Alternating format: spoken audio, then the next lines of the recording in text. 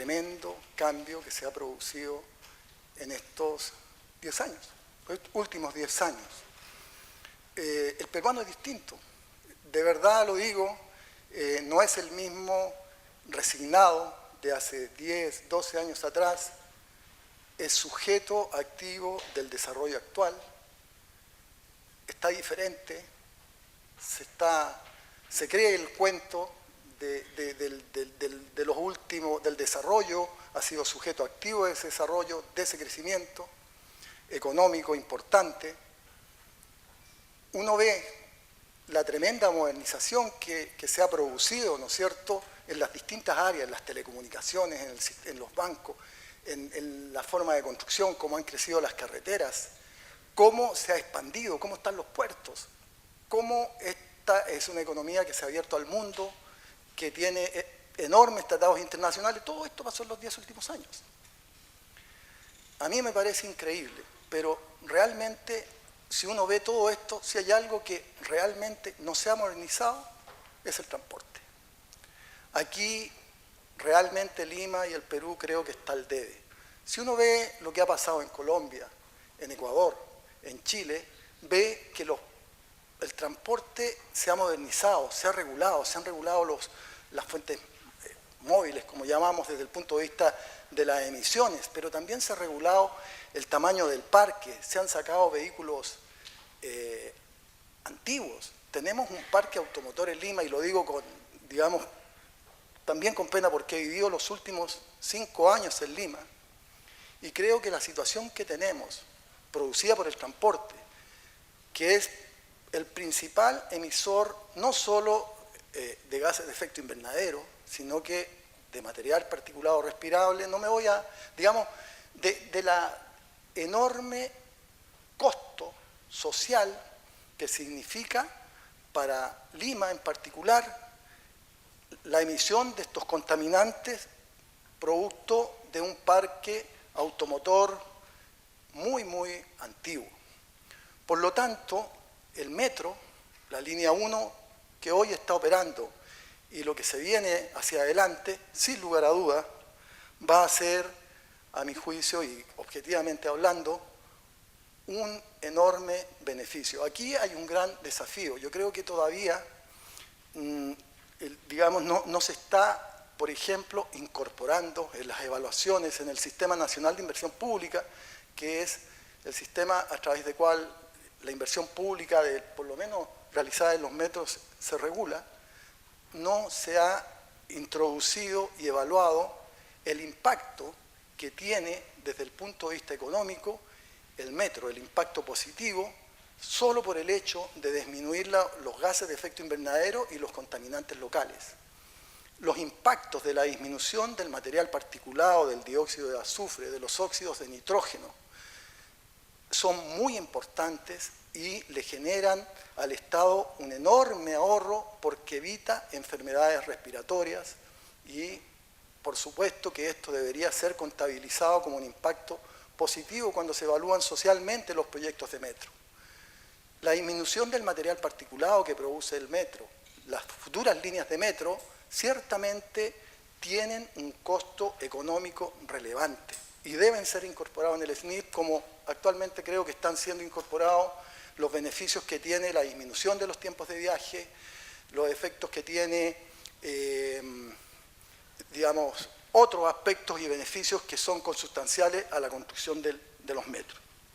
Por lo tanto, creo que lo que ahora se está viendo, por ejemplo, la racionalización de rutas que se pretende realizar con la línea 1 del metro en toda su área de influencia.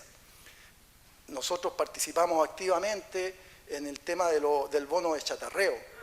La necesaria e importante labor que está realizando el propio metro para renovar, y sacar de circulación el parque automotor obsoleto, sin lugar a dudas, son una buena noticia para los que hemos vivido y vivimos en Lima, y ciertamente van a contribuir de manera sustancial a enormes ahorros para el Estado.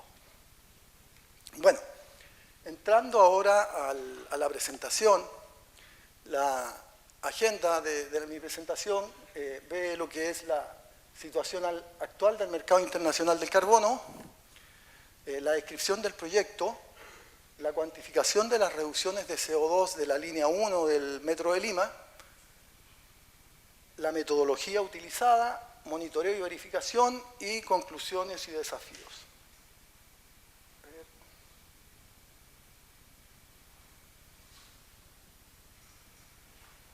No sé qué hice. Que no sé con cuál.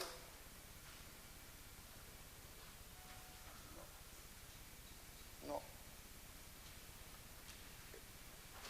No sé cómo. A ver. ¿Me puedes? Aldo. ¿Me puedes decir?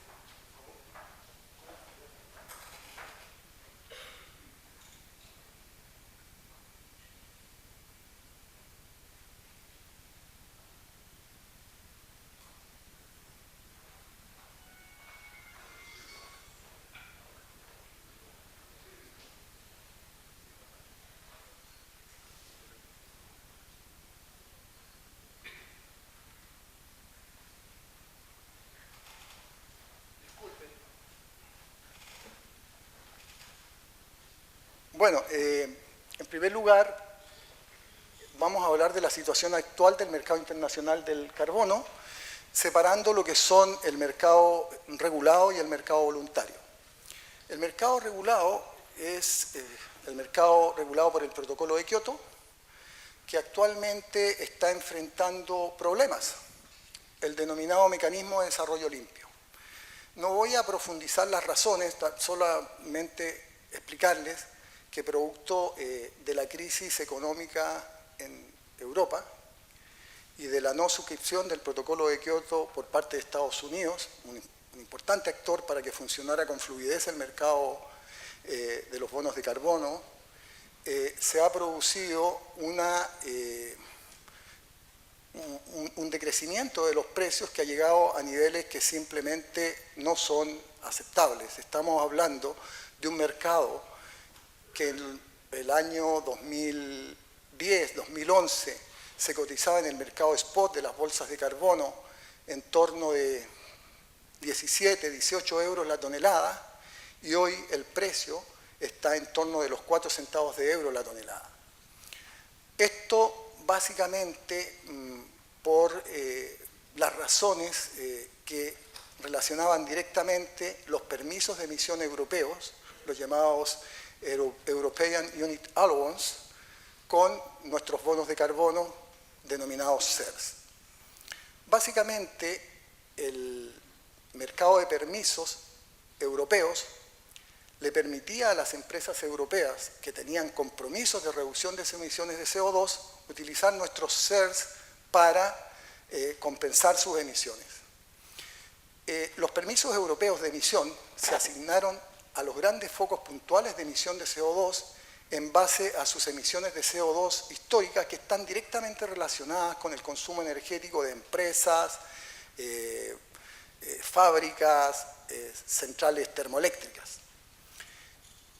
El determinar las emisiones de CO2 históricas es relativamente sencillo porque están íntimamente ligadas al consumo energético. En realidad hay una relación directa entre quema de un combustible fósil y el CO2.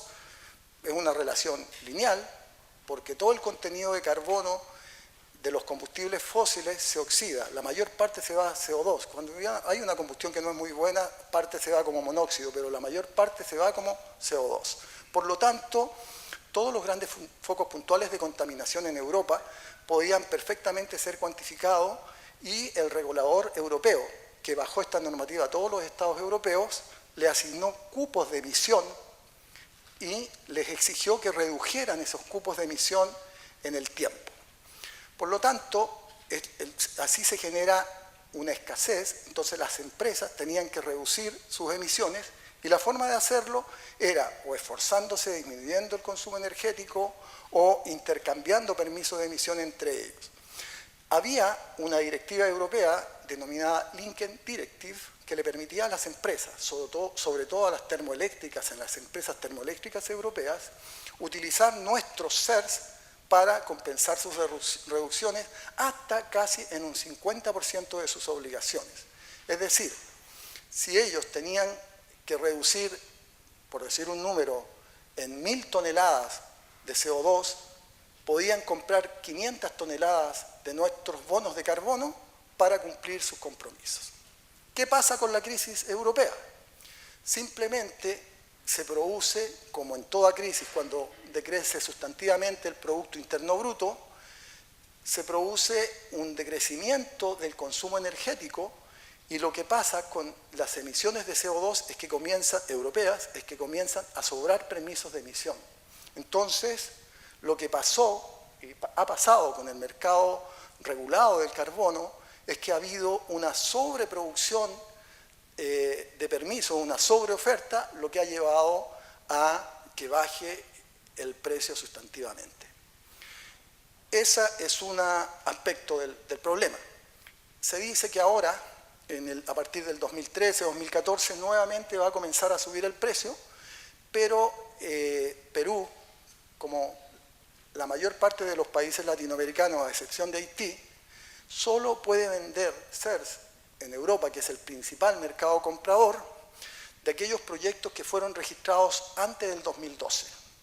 Por lo tanto, por ejemplo, hay proyectos o centrales hidroeléctricas que se registraron. Registrado significa que fue aceptado un determinado proyecto para vender sus reducciones de emisiones de CO2 que se han certificado a través de un procedimiento claro y que es muy similar al que vamos a presentar acá. Lo cierto es que hoy por hoy, ninguno de nuestros países, a excepción de Haití, que es un país muy pobre en América Latina, y África, pueden seguir vendiendo sus reducciones certificadas en el mercado europeo, ¿ya? Entonces, por esa razón se pasó la oportunidad, pero, digamos, estamos en un contexto de precios muy deprimidos. Ciertamente nuevamente van a subir, pero infelizmente ya no somos potenciales vendedores para las necesidades que va a seguir teniendo Europa y otros compradores en el futuro.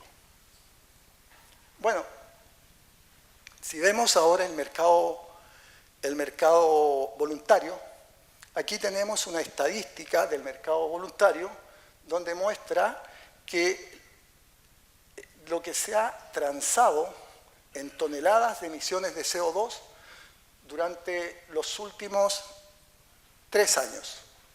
Estamos yendo desde 59 toneladas de CO2 equivalente el año 2010 hasta 76, que fue el año pasado, pasando por un máximo de transacciones de 88 toneladas, de miles de millones de toneladas de CO2 el 2011.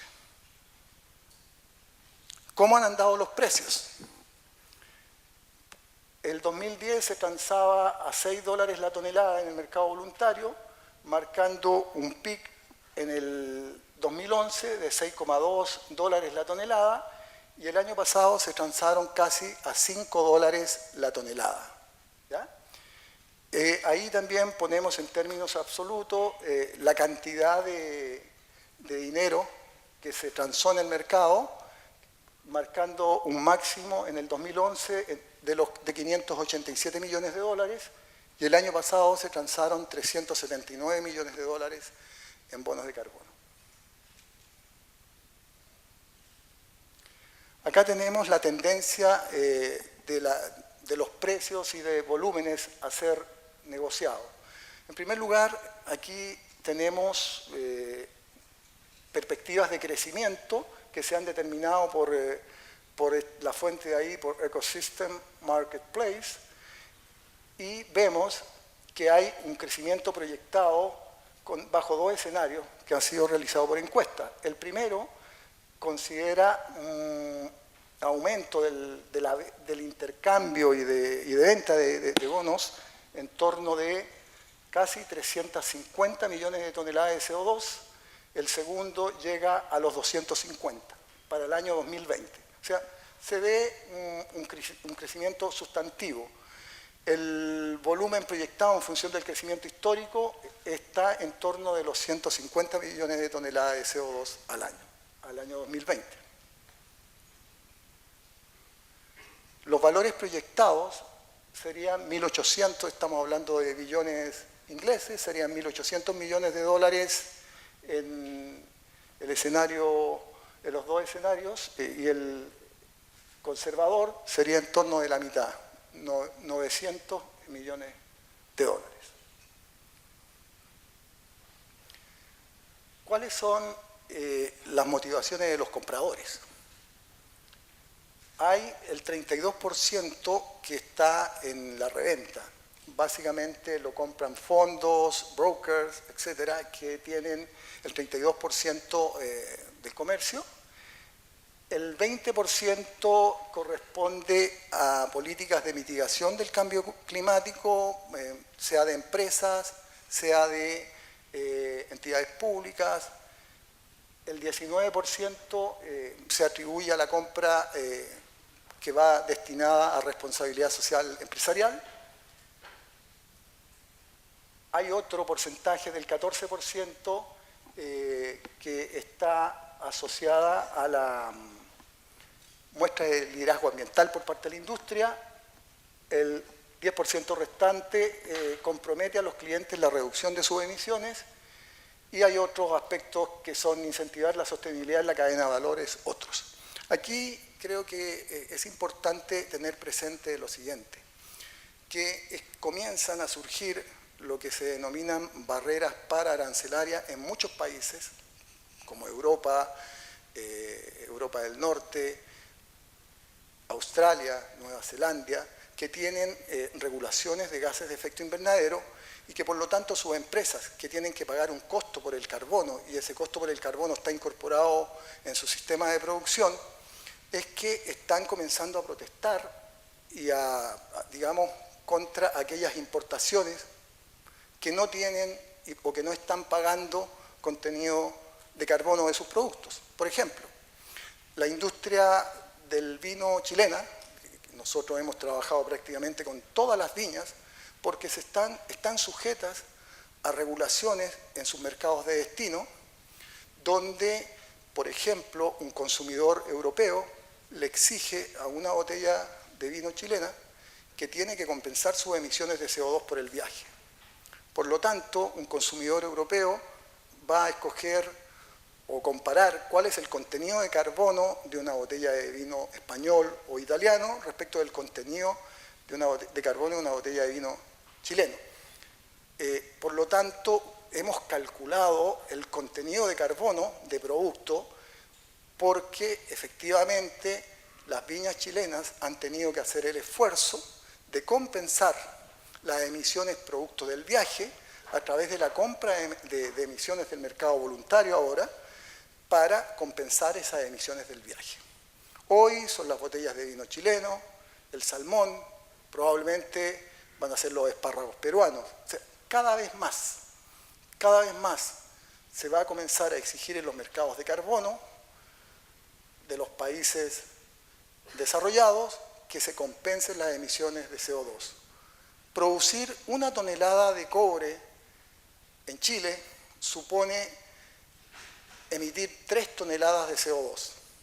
Ciertamente acá es menor la emisión de CO2 por cada tonelada de cobre, pero créanme que en el futuro las exportaciones de cobre de Chile o de Perú van a tener que ser compensadas.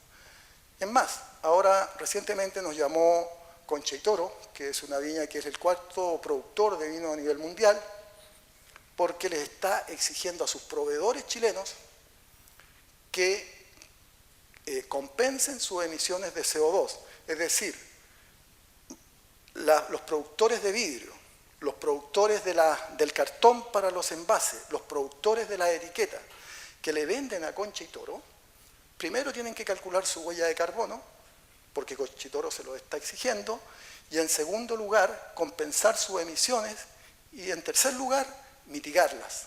Tienen que tener un programa de mitigación. Concha y Toro tiene un polinomio mediante el cual evalúa a sus proveedores, donde pone, yo qué sé, calidad de materias primas, donde pone tiempos de entrega. Bueno, ahora, una parte de ese polinomio para evaluar a sus proveedores es la incorporación del cambio climático y de la reducción de sus emisiones de CO2. Y esto lo está exigiendo simplemente porque a Conchitoro se lo exigen en sus mercados de destino. Por lo tanto, desde esta perspectiva, el mercado voluntario se muestra como una herramienta muy potente y, a nuestro entender, va a ser cada vez más creciente.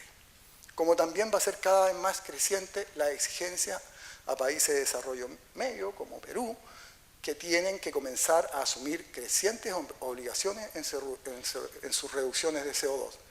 Y esto lo ha asumido el mercado y esto va a ser exigido por las empresas como los distribuidores de supermercados, etcétera, en Europa, en Estados Unidos y en Asia.